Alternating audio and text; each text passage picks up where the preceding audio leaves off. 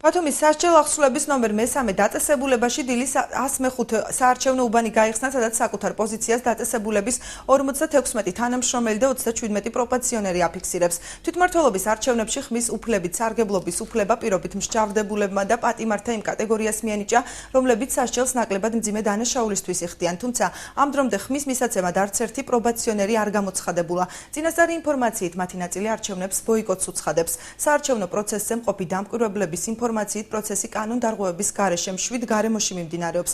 აღსანიშნავია ის ფაქტი, რომ სასჯელ ახსრულების თანამშრომლებისა და პრობაციონერების გარდა 105 ეგრეთ წოდებულ სპეცუბანზე თავისი პოზიცია საარჩევნო კომისიის 13 წევრმაც დააფიქსირა. 37 არის ბრალდებულთა სიაში, სრულად 93 გამოდის.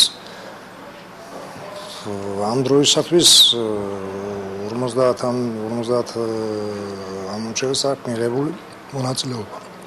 ველოდებით ბრალდებულებს და გვაჩვენებენ საბოლოო შედეგს, როგორც იქნება.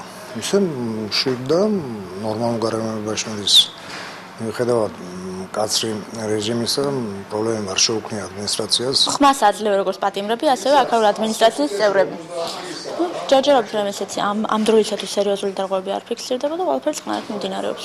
აქ ღებულობენ მონაწილეობას ის პატიმრები, ვისაც არ აქვს მძიმე ბრალდება წაყენებული და ვინც იმყოფება წინასწარ პატიმრობაში.